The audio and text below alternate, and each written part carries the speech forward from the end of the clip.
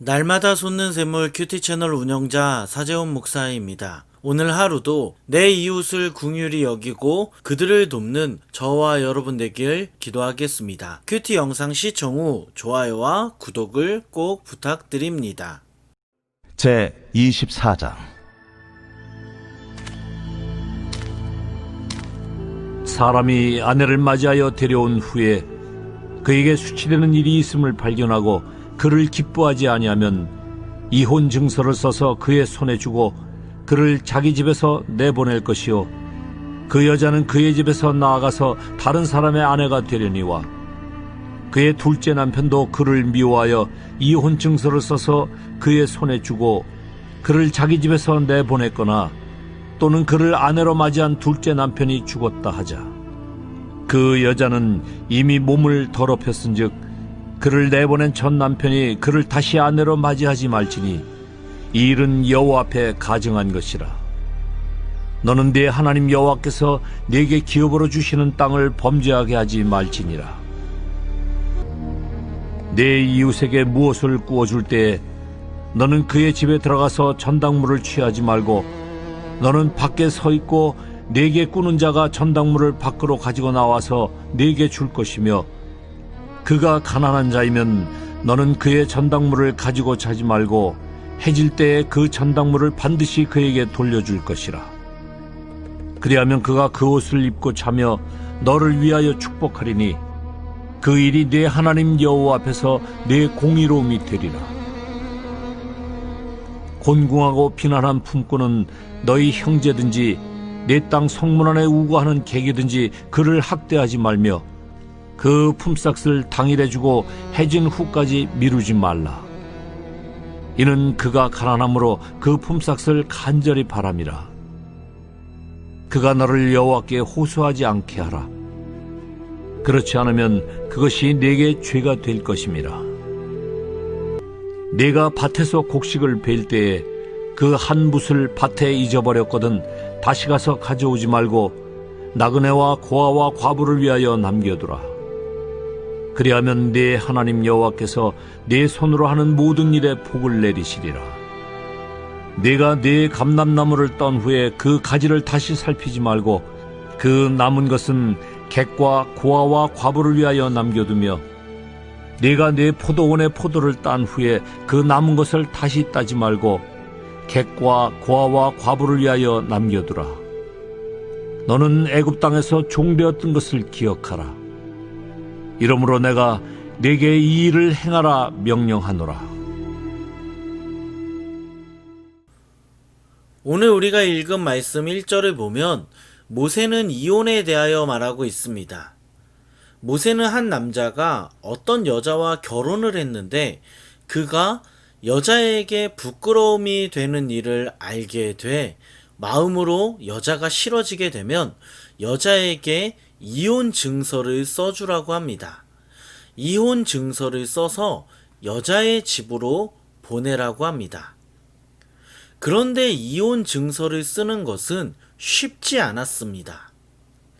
이혼 증서를 쓰려면 반드시 여자의 부정함을 밝혀야 했습니다. 이렇게 하나님은 사람들이 이혼하는 것을 막기 위해 남자가 여러 핑계를 대면서 여자를 이유 없이 내쫓으려고 하는 것을 막기 위해 오늘 말씀 1절과 같은 규정을 우리에게 주셨습니다. 이어서 말씀을 보면 여자가 이혼한 후 두 번째 남편도 그녀를 미워해 내쫓거나 재혼한 남편이 죽었을 경우에는 전 남편과 다시 결합할 수 없다고 합니다. 여러분, 하나님께서 왜 이런 율법을 이스라엘에게 주셨을까요? 당시 경솔하게 이혼을 하는 문화가 있었습니다.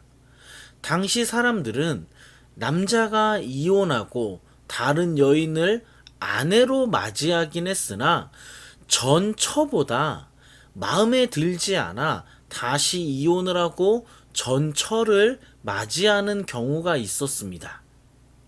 하나님은 이렇게 남자의 정욕에 따라 가정이 파괴되는 것을 엄격하게 금지하셨습니다.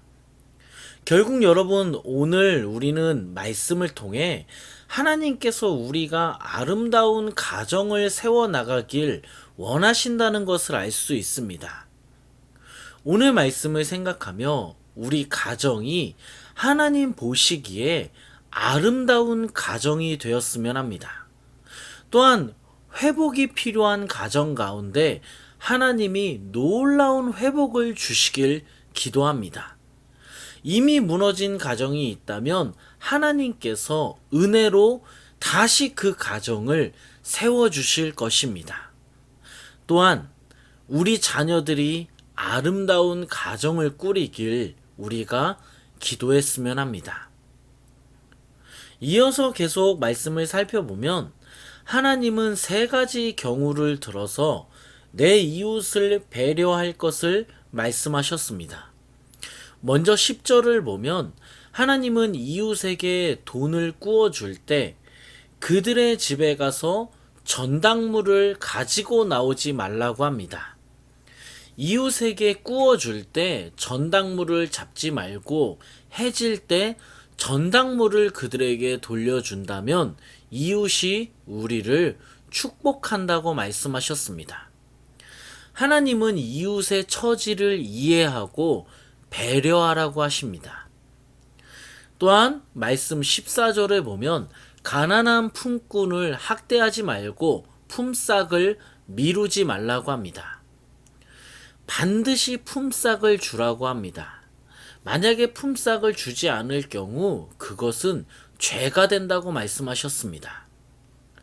마지막으로 말씀 19절을 보면 하나님은 밭에서 곡식을 벨 때나 감람나무 열매를 딴 후 포도원에 포도 열매를 딴 후에 일정한 부분을 모두 챙기는 것이 아니라 일정한 부분을 남기라고 하셨습니다. 나그네와 고아와 과부를 배려하라는 겁니다. 사랑하는 여러분, 오늘 말씀의 핵심은 무엇입니까?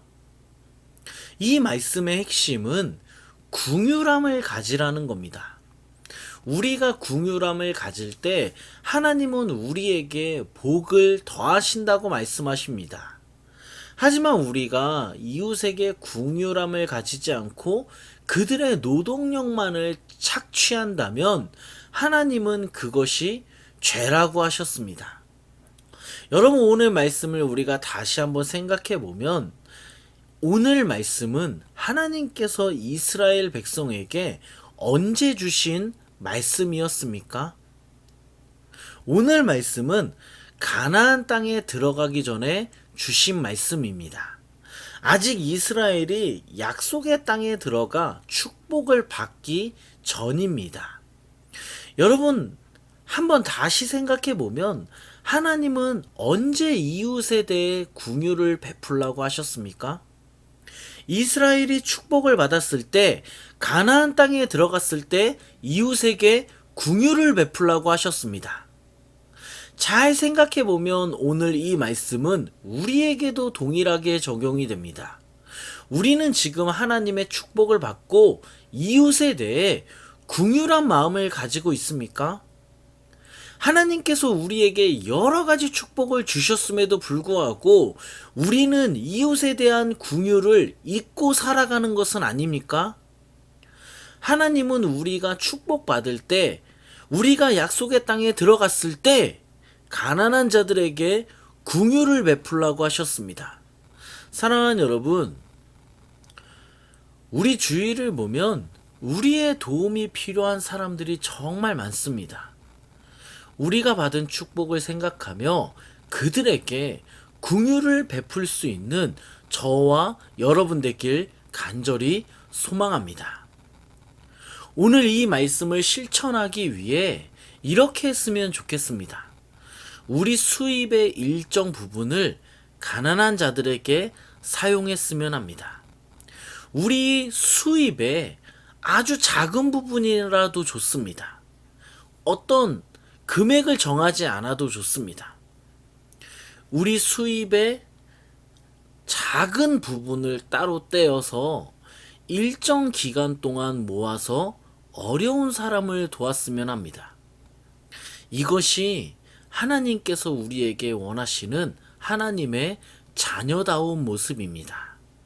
또한 우리 주위를 둘러보면 우리가 긍휼한 마음을 가지고 물질적인 부분을 돕기보다 영적인 부분을 도와야 할 이웃들이 있습니다.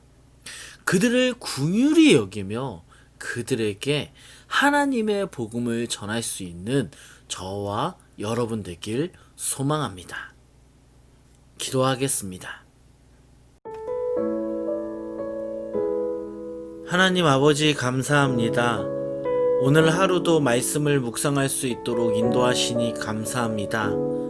하나님 아버지, 우리 가정이 하나님 보시기에 아름다운 가정이 되길 원합니다. 하나님 우리 가정을 축복하여 주시옵소서. 무너진 가정들을 회복시키시고 우리 자녀들이 아름다운 가정을 꾸릴 수 있도록 인도하여 주시옵소서. 또한 내 이웃에게 긍휼을 베풀며 살기를 원합니다. 하나님께서 우리에게 주신 축복을 기억하며 내 이웃에게 긍휼을 베풀 수 있도록 우리를 이끌어 주시옵소서.